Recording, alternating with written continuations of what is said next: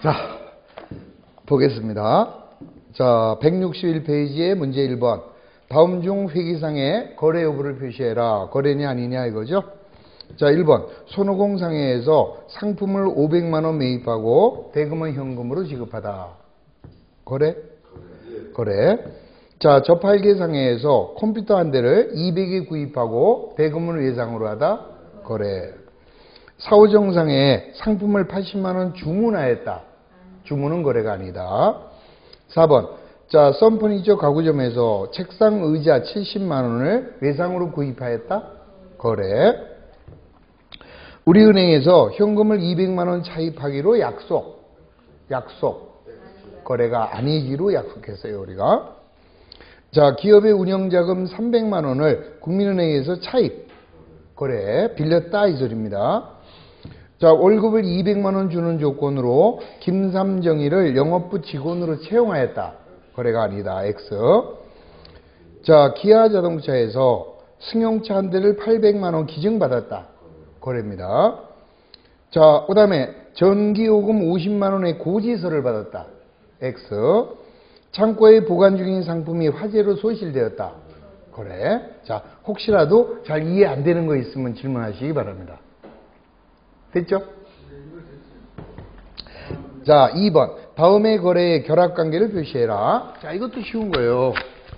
자, 보시면 우선 거래의 판례소를 다시 한번 생각해 봅니다.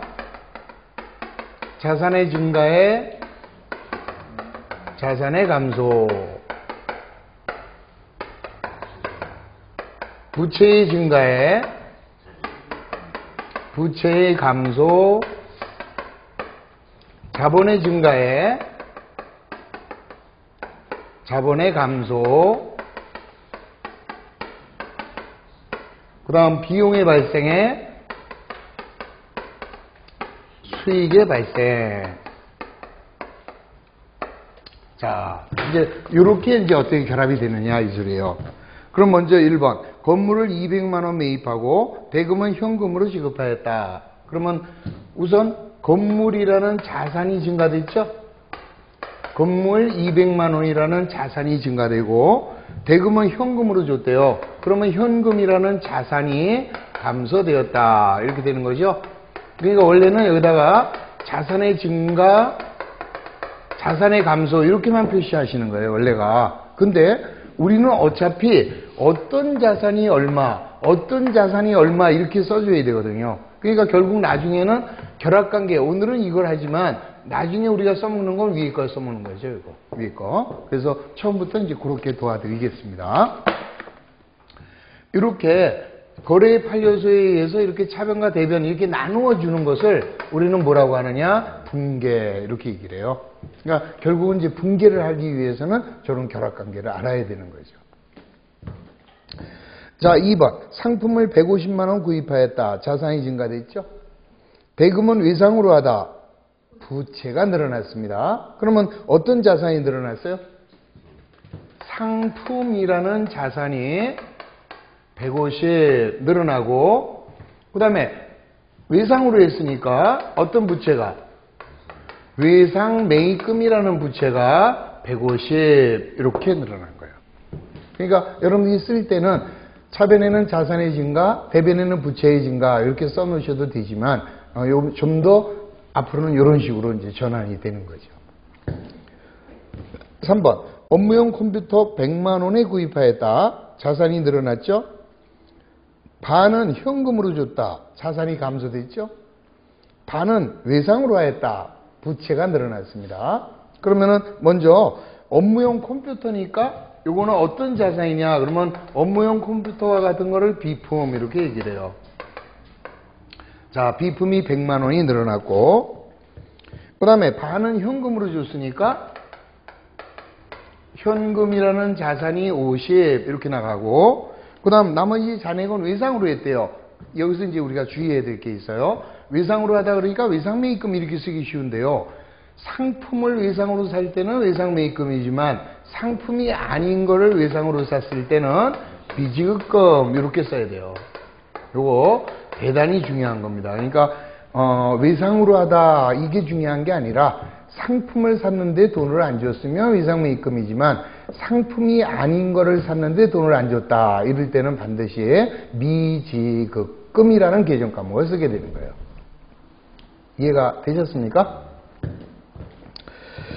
자, 4번. 현금을 90만 원 신한은행에 당좌 예금하였다. 그럼 뭐는 늘어났어요? 자산. 어떤 자산이?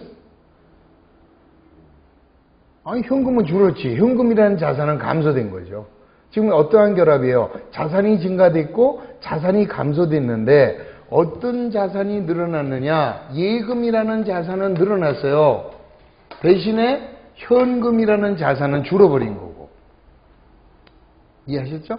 자, 이때 당좌예금한다 그랬습니다. 그럴 때는 당좌예금 이렇게 써져요. 당좌예금이라는 것은 수표를 발행할 목적으로 하는 예금. 요게 당좌예금이다. 그래서 당좌예금이 90만 원이 늘어났고 대신에 우리 회사의 현금은 90만 원이 없어졌다 이 소리죠. 그러면 차변에는 당좌예금으로 대변에는 현금으로. 자, 상품 150만 원을 현금으로 매출하였다. 그러면 상품을 매출하면 뭐는 줄어요? 자산. 또 현금으로 팔았으니까 뭐는 늘어요? 자산. 그러면 자, 차변에는 현금이라는 자산이 150 늘어나고 대신에 뭐는 없어졌어요? 상품이라는 자산은 150 이렇게 없어진 거다. 자, 6번. 사용하던 승용차 한 대를 70만 원에 처분하고 대금은 후일에 받기로 했다. 자, 이것도 뭐예요? 사용하던 승용차를 팔았습니다. 그러면 자산이 감소됐네. 그 다음에 대금은 후일에 받기로 했으니까 받을 돈, 자산이 늘어났어요. 자, 그러면 사용하던 승용차, 이걸 뭘로 할 거냐? 이거는요, 차량 운반구라고 그래요. 자동차나 오토바이나 이런 것들을 차량 운반구라고 하고, 그러면 차량 운반구라는 자산은 감소가 됐습니다. 자, 차량 운반구 70. 그 다음에 대금을 외상으로 한 겁니다. 대금 못 받은 거죠. 근데 우리 아까 상품을 샀는데 돈을 안 줬을 때는 외상매입금이고 상품이 아닌 걸 샀는데 돈을 안 줄 때는 미지급금이라고 그랬어요. 그거하고 똑같이 됩니다. 요거를 상품을 팔았는데 돈을 못 받았다. 이때는 외상매출금 이렇게 얘기하고 얘는 상품이 아니죠. 상품이 아닌 놈을 팔았는데 돈을 못 받았다. 이때는 미수금이라고 한다. 이 소리예요. 그거를 이해하시면 돼요. 그러니까 상품이냐 아니냐가 중요한 거다. 상품을 팔았는데 돈을 못 받았다. 외상매출금. 상품이 아닌 걸 팔았는데 돈을 못 받았다. 이때는 미수금으로 처리한다라는 것을 이해하시면 되죠. 자, 외상매입금 140만 원을 40만 원은 어음으로 잔액은 현금으로 지급하였다. 그러면 외상매입금이 부채예요. 부채를 갚았습니다. 부채를 갚았는데 40만 원은 어음으로 줬대. 그러면 새로운 빚이 생긴 거예요. 부채가 증가했고 그 다음 잔액은 현금으로 줬어요. 따라서 자산이 감소된 거죠. 자, 그럼 이제 거래의 결합 요소는 어떻게 돼요? 자, 차변에는 부채의 감소, 그 다음에 새로운 부채의 증가, 그 다음에 자산의 감소 이렇게 되는 거예요. 그러면 하나의 거래가 여기는 하나인데 여기는 두 개가 있을 수 있느냐? 얼마든지 되죠. 왜? 요 금액은 같으니까. 여기 보세요. 여기가 100인데 50, 50이잖아요. 그럼 100이 되는 거죠. 그러니까 여기서는 자, 먼저 어떤 부채가 없어졌다? 외상 매입금이라는 부채가 140 없어졌습니다.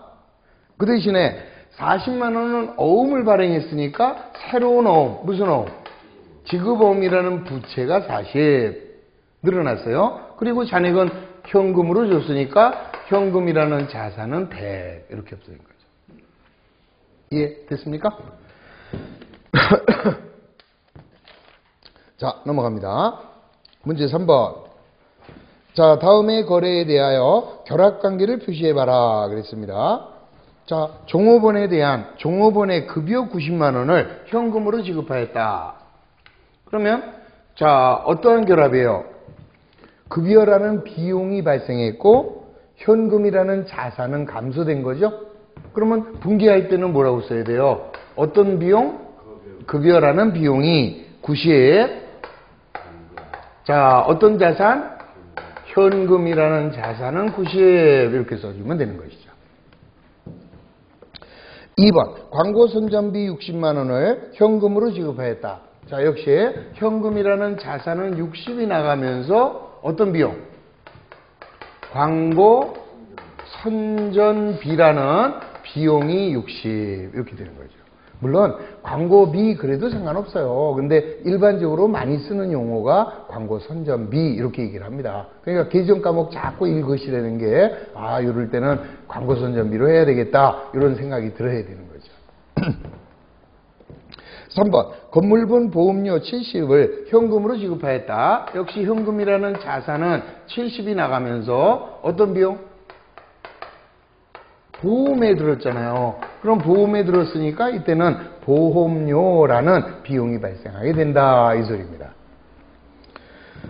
자 4번 전화요금 20만 원을 현금으로 지급하였다. 내나 현금부터 써주면 되고 자 전화요금 그랬어요. 그럼 뭐라고 쓰면 돼요? 전화비 이렇게 써도 되겠죠? 근데 일반적으로는 통신비 이렇게 한다 그랬어요.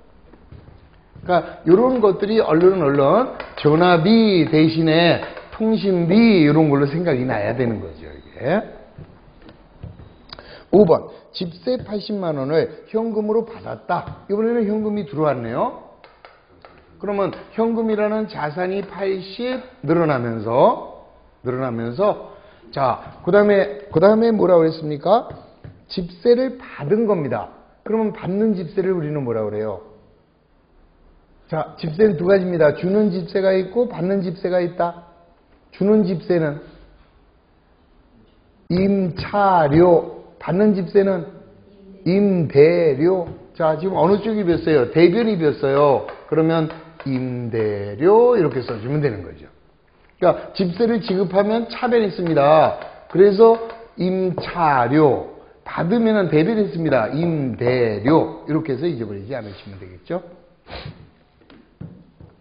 6번 단기 차입금에 대한 이자 20만 원을 현금으로 지급하였다. 자 이번에도 어느 거 먼저 하면 돼요? 현금 나간 걸 써주면 되겠죠. 현금이 20. 자 이번에는 뭐가 발생했어요? 비용이 발생했습니다. 빌린 돈에 대한 이자를. 자 빌린 돈에 대한 이자는 이자 비용 이렇게 불러요. 이자 비용. 물론 지급이자 그래도 되겠죠. 그러나 이왕이면 통일하자. 그래서 계정 과목 정리해 보면 이자 비용 받았을 때는 이자 수익 이렇게 하기로 지금 약속을 하는 겁니다. 7번 집세 90만 원을 수표를 발행하여 지급하였다. 자 이번엔 집세를 줬으니까 뭐예요? 임차료라는 비용이 자 90 이렇게 발생했고 그 다음 수표를 발행했어요. 그럼 우리 아까 수표를 발행할 목적으로 하는 예금을 당좌예금이라고 그랬는데 수표를 발행하면 얘 보고 내 예금에서 찾아가라고 준 거거든요. 따라서 수표를 발행하면 당좌예금이 없어져 버리는 거예요. 그러니까 다시 한번 얘기하면 이 당좌예금이라는 건 기업이 나중에 이제 당좌예금에 대해서 자세히 배우게 돼요. 그때 가서 이해하시면 되는데 우선 문제를 풀기 위한 도움 말씀을 드리면 이 기업에서는 맨날 그 현금으로 돈을 받고 주고 하면은 위험하잖아요. 그래서 은행에 돈을 예금을 합니다. 근데 어떤 예금을 하느냐? 당좌예금을 해요. 그래서 당좌예금을 하게 되면 은행에서 나한테 수표책을 주고 그러면 내가 거래처에다가 수표를 끊어주는 거라. 그럼 나 대신 걔가 가서 은행 가서 내 돈 찾아가는 거예요. 그러면 내가 수표를 발행하면 어차피 그 사람은 내 예금에서 찾아갈 거 아니겠습니까? 따라서 뭐가 줄어버려요? 수표를 발행하게 되면 어떤 자산? 당좌예금이라는 자산이 이렇게 감소된다 이 소리죠. 이렇게. 8번 단기 대여금에 대한 이자 30만 원을 수표로 받았다. 이번에는 이자를 받았으니까 받는 이자를 우리는 뭐라고 하느냐? 이자 수익 이렇게 얘기해요. 주는 이자는 이자 비용이라고 하고 받는 이자는 이자 수익이라고 하는데 여기서 중요한 게 있어요. 수표로 받았다 그러니까 당좌예금 이루기가 쉬워. 이때는 현금 이렇게 합니다. 자, 왜 그런지만 이해하시면 돼요. 내가 수표를 발행을 하면 그 친구 보고 내 예금 찾아가라고 준 거죠. 내가 수표를 끊어주면 내가 예금해 놓은 게 있으니까 빼가라고 하고 준 거니까 당좌예금이 줄을 거 아니에요. 근데 반대로 상대방이 나한테 수표를 준 겁니다. 그럼 나 수표 가지고 어디로 갈까? 은행에 가서 수표를 제시하면 은행에서 뭘로 줘? 현금으로 줄 거 아니에요. 그러니까 어차피 현금으로 될 놈이니까 아예 받을 때는 현금으로 하자 이렇게 약속을 하는 거예요. 아시겠지? 그러니까 무조건 타인으로부터 수표를 받았을 때 이때는 현금으로 처리한다라는 거 이해하시면 되는 거죠. 오케이? 자, 4번. 다음 거래의 결합관계를 표시하라. 현금 300만 원과 건물 300만 원을 출자하여 영업을 개시하였다. 아까 제가 이런 얘기했습니다. 분계는 누구 입장에서 하는 거예요? 회사 입장에서. 기업의 입장에서. 그러면 기업으로 볼 때는 현금이 들어온 거예요? 나간 거예요? 회사 입장에서 생각하시라니까. 지금 봐요. 현금 200만 원과 건물 300만 원을 주인이 자본주가 출자해서 영업을 시작하는 거예요. 지금 우리 회사가. 그럼 우리 회사로 볼 때는 현금이 들어왔죠. 자, 따라서 현금 얼마? 200만 원이 늘어났고 또요. 건물이 늘어났습니다. 건물이라는 자산이 300만 원 늘어났어요. 이거 가지고 영업을 했죠. 따라서 뭐가 돼요? 자본금이라는 자본이 증가되게 된다 이 소리라요. 오케이? 자, 2번. 현금을 300만 원 김삼순에게 차입하여 영업을 개시하였다. 그러면 기업으로 볼 때 뭐가 늘어날까요? 현금이라는 자산이 얼마? 300만 원 늘어났어요. 여기 뭐야? 네, 빌려왔잖아요. 빌려왔으니까 차입금 이렇게 되는 겁니다. 빌려온 돈을 차입금 이렇게 돼요. 그랬더니 어떤 사람은 어이 영업을 개시했으면 자본금 아닙니까? 이런 얘기를 합니다. 자본이 어딨어? 지자본이. 보세요 아까 자산에서 부채를 빼면 자본이다 그랬어요. 지 돈 하나도 없잖아 지금. 삼순이한테 300만 원 빌려서 300만 원 가지고 영업을 개시하는 거 아닙니까? 그럼 자기 자본은 하나도 없는 게 되지. 그래서 영업을 시작했다 해서 자본금이 된 게 아니라 자산에서 이 경우에는 자산은 얼마예요? 500이에요. 근데 부채가 없어요. 그러니까 자본이 500이 되지만 이 경우에는 자산은 300인데 부채가 300이니까 자본이 없는 거다 이 소리지. 오케이? 자, 이렇게 해서 거래 결합.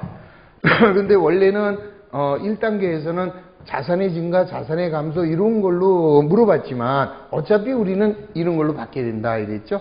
그래서 항상 이제부터는 이 시간부터는 모든 것을 이렇게 분계화해서 답을 써주시면 되는 것입니다. 이해하셨죠? 지금 그러면 이제 몇 개입니까? 여기서 지금 2번에서 7개, 3번에서 8개, 4번에서 2개, 17개를 풀었어요. 그 중에서 한 7개만 맞췄어요. 그러면 잘 하시는 거예요. 7개 정도만 맞췄으면. 17개 다 틀렸다. 그러면 조금 문제가 있는 겁니다. 자, 그러나 틀렸다. 틀린 거를 불안해하지 말고 이게 이렇게 되는 거구나 하고 이해해 가시면 되는 거죠.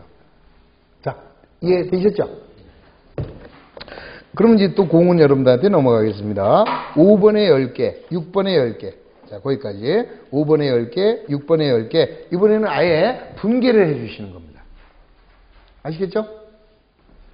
5번에 10개, 6번에 10개. 요거를 자, 차례차례 1번부터 분계해서 기록을 해 주시기 바랍니다.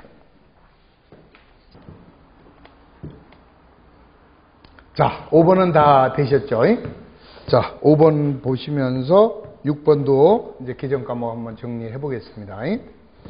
자, 먼저 다음의 거래를 분계하라. 자, 1번. 상품을 120만 원 매출하고 대금은 현금으로 받았다. 그러면 먼저 눈에 띄는 게 뭐야? 현금이 들어왔네요. 현금이라는 자산이 120 늘어나면서 상품을 매출했으니까 상품이라는 자산은 120 이렇게 감소된다. 자, 2번. 건물 300만 원을 구입하고 대금은 현금으로 지급하였다. 자, 뭐는 늘어났어요? 건물을 구입했으니까. 건물이라는 자산이 300 증가되고, 자, 대금을 현금으로 줬으니까 현금이라는 자산은 300. 그럼 현금이 나갔으니까 얘부터 하고 뭐 샀나 이렇게 해도 되고, 아무거나 순서는 아무거나 상관이 없어요. 뒤집어지만 않으면 되는 거죠. 3번. 상품을 80만 원 매입하였고, 자, 상품이라는 자산이 80 늘어나고 대금은 현금으로 줬대요. 현금이 나갔으니까 대변에 현금이 80. 4번. 건물을 200만 원 처분하고 대금은 외상으로 하였다. 자, 여기서도요. 건물을 팔았어요. 그러면 건물이라는 자산이 먼저 없어지죠? 자, 건물이라는 자산은 200이 없어지면서 대금을 외상으로 했대요. 따라서 아니죠. 자, 그렇죠. 외상이라고 해서 외상 매출금 그러면 안 돼. 상품이 아니니까 건물이고요. 못 받은 돈은 미, 수, 금이 되는 거죠. 미지급금은 뭐예요? 건물을 샀는데 돈을 아직 안 줬다. 그럴 때는 미지급금이 되겠지만. 이해하셨죠? 자, 5번. 사무용 컴퓨터 한 대를 100만 원에 구입하였다. 여기서 컴퓨터를 샀는데 이게 사무용이냐 업무용이냐 요거에 따라서 틀려져요. 또 판매용이냐 이렇게도 나올 수 있어요. 판매용 그러면 상품이야.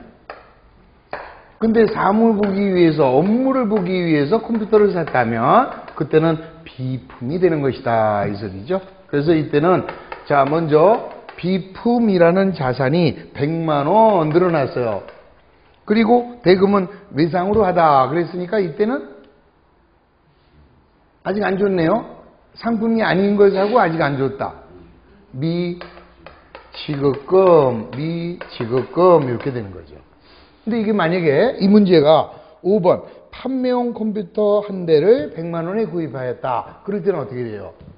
그럴 때는 얘가 상품이 되고, 자, 이때는 미지급금이 아니라 이 경우에는 외상매입금 이렇게 되는 거죠. 그러니까 판매용인지 사무용인지 요거를 구분을 잘 해줘야 된다 이 소리예요. 6번. 예소야에게 현금을 300만 원 빌려주었다. 현금을 빌려주면 현금이 나갔네요. 자, 현금이 300만 원 나가면서 빌려준 돈은 받을 권리가 생겼습니다. 그걸 우리는 대여금 이렇게 얘기를 합니다. 자, 그리고 이제 대여금도요. 우리가 일반적으로 아무 말이 없다 그럴 때는 단기. 근데 1년 이상 빌려줘요. 그럴 때는 장기 대여금 이렇게 얘기합니다. 자, 7번. 위에 6번의 단기 대여금 300만 원을 현금으로 회수하였다. 빌려준 돈을 현금으로 받았으니까 현금이 300 들어오면서 대여금은 없어지겠죠? 자, 대여금이 300 이렇게 없어지면은 끝. 8번. 현금을 400만 원 농협은행에 당좌 예금하였다. 현금을 은행에 예금했으니까 현금이 나갔네요. 자, 현금이 얼마 나갔다? 400. 그리고 무슨 예금을 했어요? 당좌 예금했으니까 당좌 예금. 이게 만약에 문제에서 보통 예금하다 이렇게 나올 수도 있어요. 그러면 그때는 보통 예금 이렇게 쓰시면 되고, 당좌 예금하다 그러면 당좌 예금 하시면 되고. 예금하면 안 되죠. 왜? 예금해도 정기 예금했다 그러면 정기 예금이고, 그게 이제 틀려지는 거죠.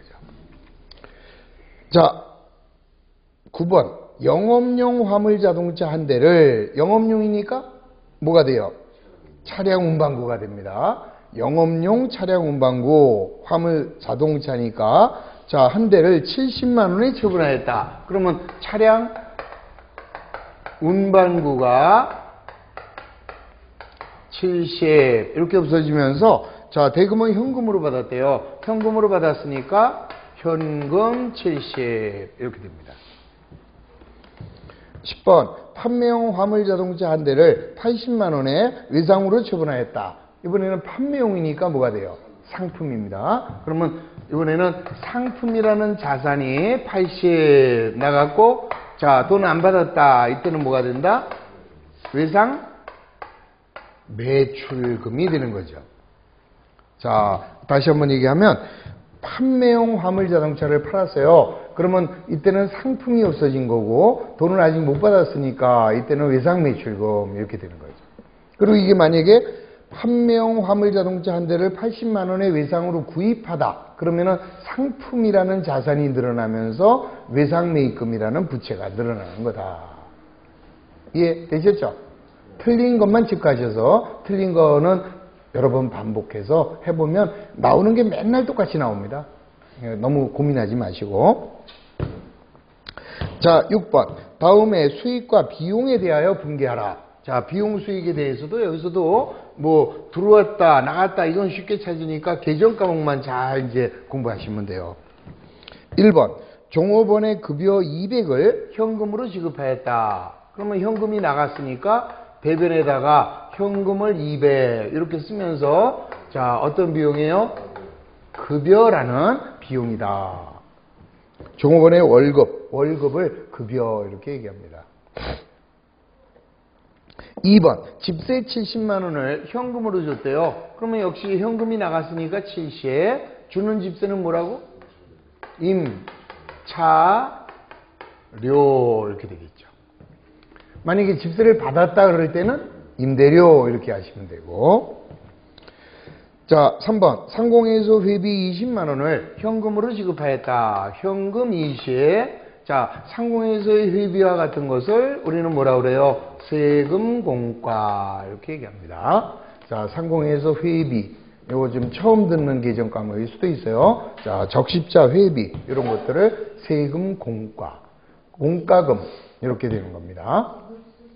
왜 수수료예요?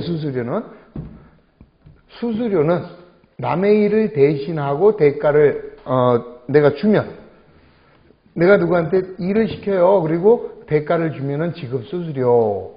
그리고 내가 남의 일을 대신해주고 받으면 수입 수수료 이렇게 되는 거고. 여기서는 상공회의소 회비라는 건 공과금이거든요. 그래서 세금 공과 이렇게 계정 과목을 씁니다. 4번 당월분 전화요금 20만 원을 현금으로 줬다. 현금이 20 나가면서 전화요금 뭐라고 그랬어요? 통신비.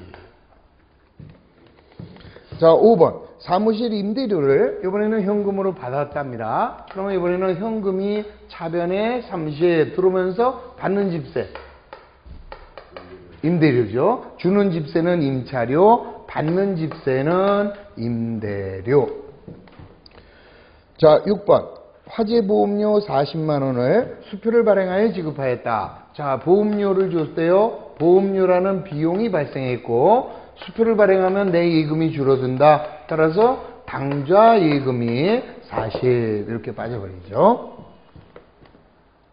7번 단기 차입금에 대한 이자 20만 원을 현금으로 줬다. 단기 차입금은 뭐예요? 빌린 돈이죠. 빌린 돈에 대한 이자를 줬으니까 현금이라는 자산이 20 나가면서 자, 주는 이자를 뭐라 그래요?